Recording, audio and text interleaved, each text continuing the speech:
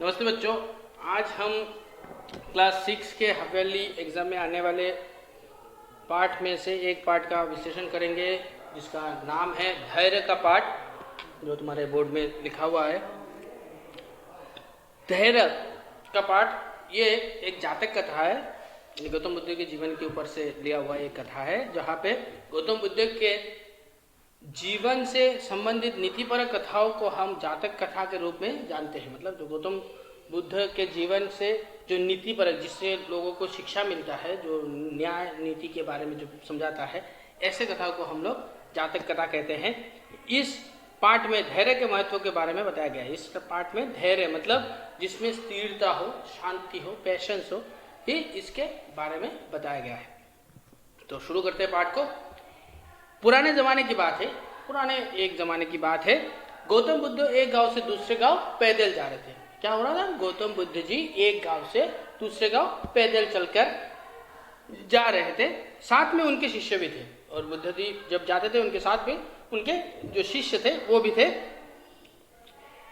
उस दिन बहुत गर्मी थी। जिस दिन वो लोग जा रहे थे एक गांव से दूसरे गांव, उस दिन बहुत ज्यादा गर्मी थी, असहनीय गर्मी थी, बहुत गर्मी थी।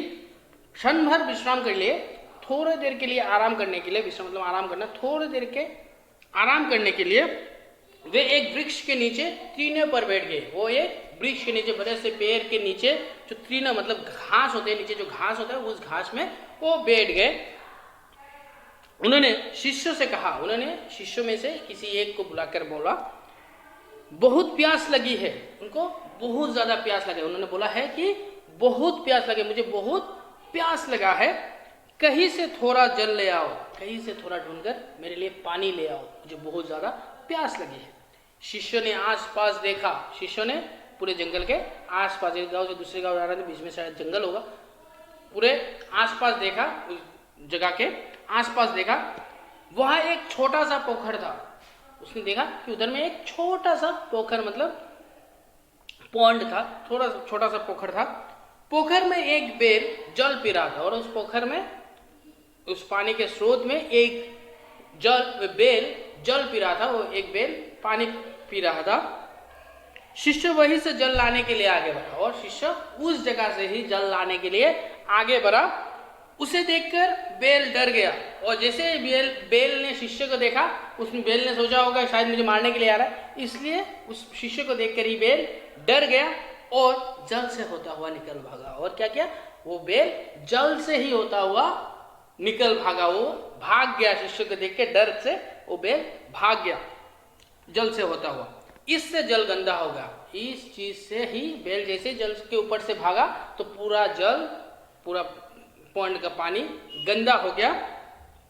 शिष्य ने सोचा गंदा जल गुरु के लिए ले जाना ठीक नहीं होगा। शिष्य ने सोचा गुरु को पानी देना है, और गंदा पानी, ये जो घुले हुए पानी, मिट्टी से ओत-प्रोत जो पानी, ये पानी गुरु के लिए देना ठीक नहीं होगा। शिष्य ने यही सोचा। वो फिर आगे बढ़ा।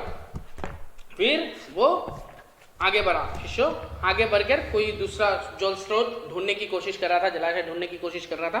चारों तरफ देखा, उसे जल का दूसरा स्रोत दिखाई नहीं दिया, और उसने चारों तरफ देखा, लेकिन उसको और कोई जल का स्रोत दिखाई नहीं दिया। वो थक गया, वो चलते चलते थक गया, पूरी तरह से टायर्ड हो गया था।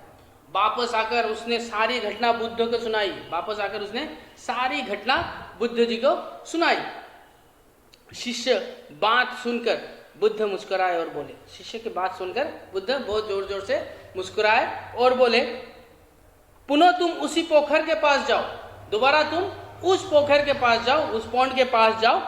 अगर इस बार भी जल गंदा हो, अगर इस बार भी वो जल गंदा मिले तुम्हें, तो कुछ समय रुक जाना, तो थोड़े देर के लिए रुक जाना, उधर में अटक जाना, उधर में खड़े होके देखना, पर जल लेकर ही लौटना, पर उधर से पानी तुम लेकर ही आना।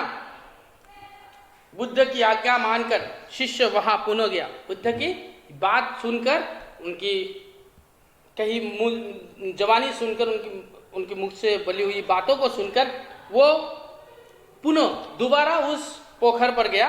इस बार उसने देखा कि जल निर्मल है। इस बार उसने जाकर देखा कि जल पूरा साफ हो गया था। है, जल पूरा साफ हो गया था, गंदगी नीचे बैठ गई। जो बैल के गुजरने से जो गंदगी, नीचे की गंदगी जो ऊपर आई थी, वो गंदगी सभी नीचे बैठ गई थी।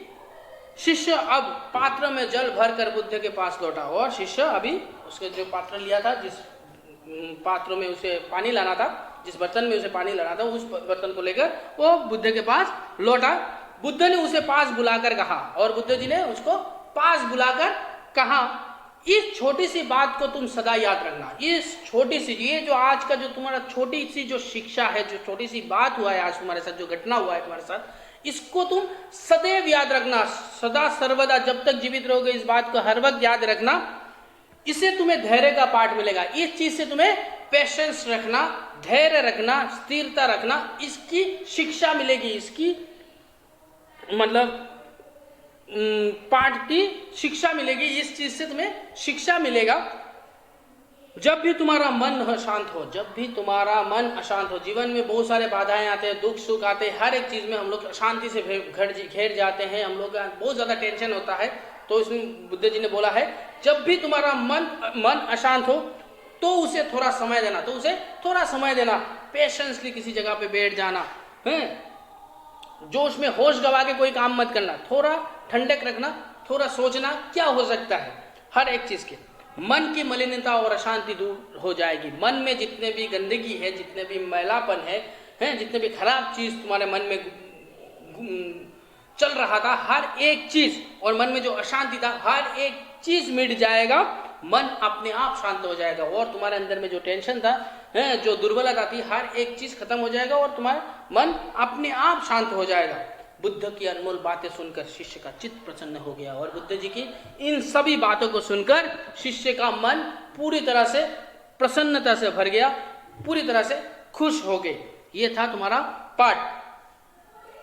इसको अगर हम लोग पढ़ते हैं तो हम लोग इस पाठ से थोड़ी सी शिक्षा ये मिलता है कि हम लोग के जीवन में जितनी भी कठिनाई के समय आते हैं तो हम लोग अस्थिर बन जाते हैं, स्थिरता हमारे पास से दूर हो जाता है। तो हर वक्त स्थिरता से कोई भी काम करो, स्थिरता के साथ करो, ताकि जीवन में जो काम करो उसके लिए तुम्हें बाद में पछताना ना पड़े। धन्यवाद। अगर कुछ भी किसी भी जगह पे कोई भी परेशानी तुम्हें होता है तो नीचे कमेंट बॉक्स में लिख के बताना।